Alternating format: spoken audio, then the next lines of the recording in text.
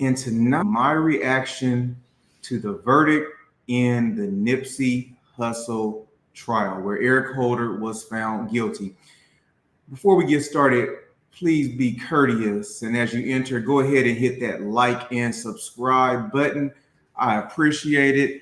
It helps our analytics and also it helps spread all of this important information to other people. Again, this is Don Dennis. I'm glad that you're here and I appreciate you watching this video because there are many choices that you have throughout YouTube of videos that you could watch, and the fact that you're here, I do appreciate. So without any further ado, let's get into my comments on this.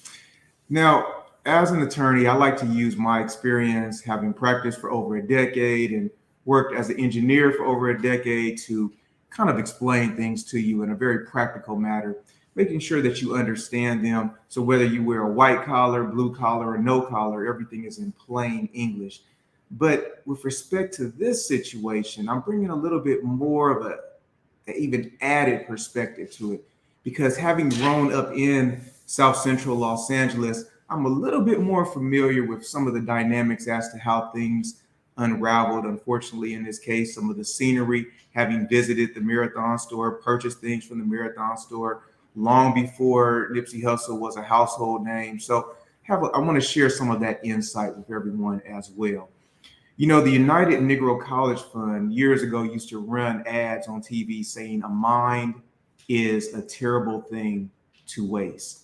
Here, as you can see from the title of this video, play crazy if you want to, I feel like Eric Holder wasted everyone's time trying to pretend to be crazy, didn't understand what he was doing. It was the heat of passion as to why he killed Nipsey Hussle, but obviously the jury wasn't fooled and they didn't believe he was that crazy and had not carefully and methodically thought about what he was doing. So at this point, the verdict has been reached and it was handed down that Eric Holder was found guilty of first-degree murder, guilty of 2 counts of attempted voluntary manslaughter, guilty of possessing a firearm as a felon, guilty of 2 counts of assault with a deadly weapon.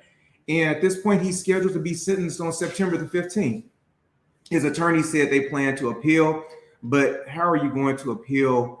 And what grounds are you going to appeal on? That's all to be determined at a later point in time. Now, as you can see in the corner of your screen, this presentation, as all my presentations, are rated R for real and not PG for playing any games, because here we're giving you the real. Now, things are a little bit different, and we have to, in my last video, the first video I did concerning Nipsey Hussle, I talked about his influence and his activity in the community. But if you're not from Los Angeles and you're trying to give your opinion on this, you may not really understand. See, in Los Angeles, especially in South Los Angeles and all throughout the county, in the city and state, Nipsey Hussle was known as Neighborhood Nip. He was a fixture in the community. He was known not only because he was successful outside, but he was known because of his connection to people inside. It's very easy to become successful and leave where you grew up. It's hard to become successful and still be available and appeal to people within the community. A lot of times, sometimes people become successful, and whether they're an attorney, whether they're a doctor, whether they're an accountant, a business owner, an engineer, and they often leave the community. And they might give back on occasion, donate some money, or show up at an event to take some pictures.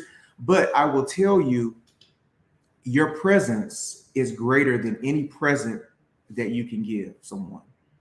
Your presence at the right time to encourage someone, to encourage some young people. Your presence if someone is sick, where you show up at a hospital rather than just send a card or a text message, has a far greater impact. And that's why Nipsey was so loved. People could know that they can reach out and see him in the community. They can shake his hand, take a picture with him, things of that nature. And a lot of celebrities are not like that. And this is evident as to what happened after he died. How many people do you know when they died, their funeral was held at the Staples Center? Over 20,000 people show up. A letter from President Obama is read. They have a caravan after the funeral processional that goes all throughout Los Angeles, and businesses have to close down because so many people are in this funeral processional, and it's televised on TV. So that's just to give you some insight as to how big this was in Los Angeles. Now let's talk about some of the legal issues at play here. What Eric Holder, the defendant's public defender, was trying to argue was that all of the things that Eric did, he admitted, first of all, that Eric did in fact shoot Nipsey Hussle. He couldn't get around that. There's a video showing him shooting Nipsey Hussle. So how can you argue against that? But his argument was he did it in the heat of passion. You know, it was a spur of the moment thing. So what are we talking about when we say heat of passion? Let's just look real close at what the law says on that, just so we're all on the same page.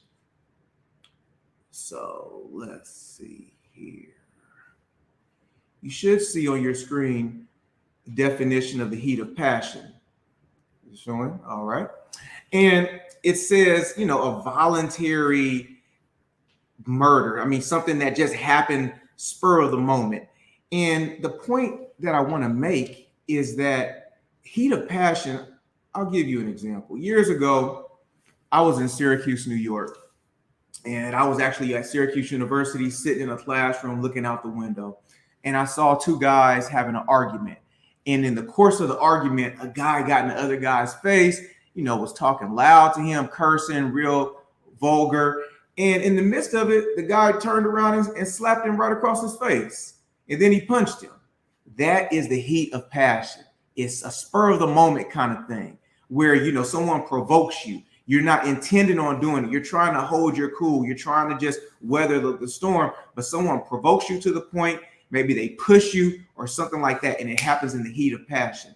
In this situation, what they were trying to argue was Eric Holder, in the course of 9 minutes, as he left Nipsey Hussle, he was still so upset that he was still in the heat of passion over some comments Nipsey made to him.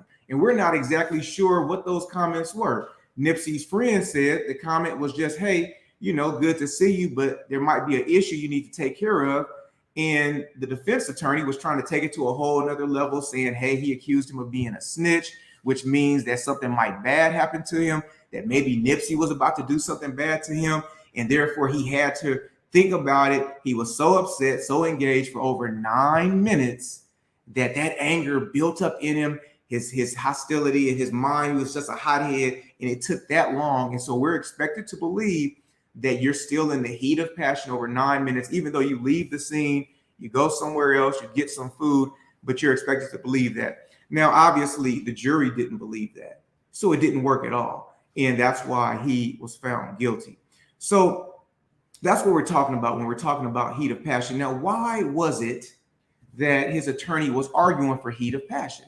Well, he was arguing for this because if he was found guilty of voluntary manslaughter as opposed to guilty of first-degree murder, he's trying to get much less jail time. So nobody in general wants to go to jail. But if there's a chance of you going to jail for less than a decade as opposed to life sentence, why not fight and do everything that you have to do to kind of keep yourself out of jail? Now, let's play the devil's advocate for a moment. You are Eric Holder's attorney. The public defender is representing him. Obviously, he did not have a private attorney. Whether he could afford it, who knows what the reason was, but he didn't have one. So you're his attorney and you're representing him. What kind of defenses could you come up with? There's a video out there of your client shooting someone, a video out there of your client kicking someone in the head, shooting at multiple people with 2 guns in his hand. What can you possibly say? So the attorney, the public defender, kind of was in a bad spot. He had to defend the guy, but he didn't have too much that he could go with. And although this is just this situation concerning murder, this is an important lesson that can be learned, because a lot of times some clients come to an attorney and they want the attorney to make a miracle out of some mess. They want the attorney to make magic happen out of a horrible set of facts. Yes, you're guilty. Yes, they got you on film, but you're expecting your attorney to just magically make everything work out okay. And there's only so much an attorney can do, because you can't escape the facts. You can't escape text messages that you sent that make you look bad. You can't escape letters or emails that you sent that don't go in your favor, or where you've done things that are wrong, especially if you don't show that you were contrite or you were apologetic for your behavior. So it's important to think about that, because anyone is just, maybe in this situation it was the public defender, but in other situations, if you're in a business deal or you've been accused of a crime, the attorney can only work with so much. And it comes down to what the facts are. And most importantly, what is the jury going to believe if there's a jury trial?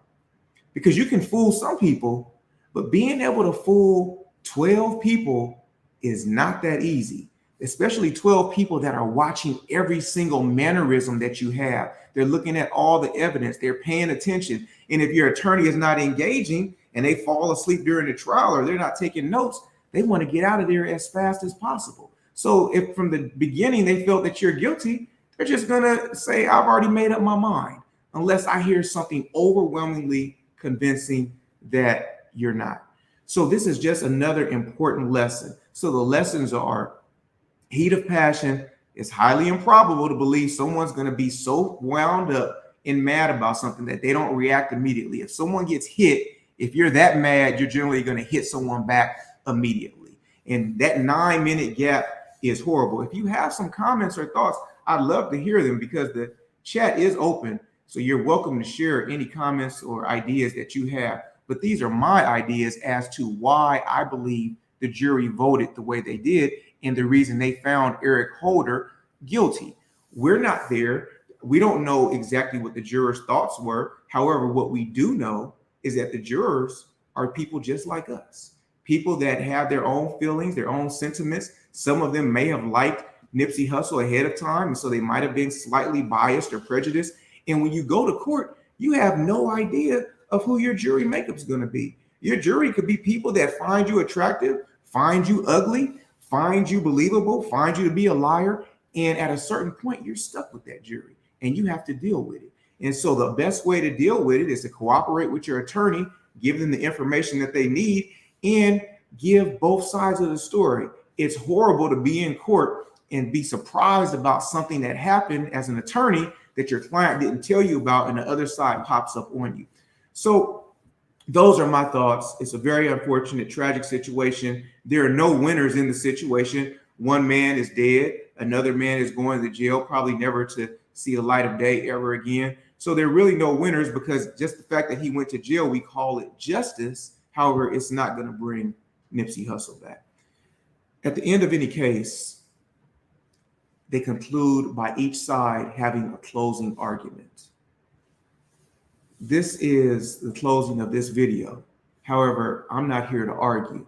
I'm just here to tell you that if this is your first time visiting my channel, don't let this be your last time.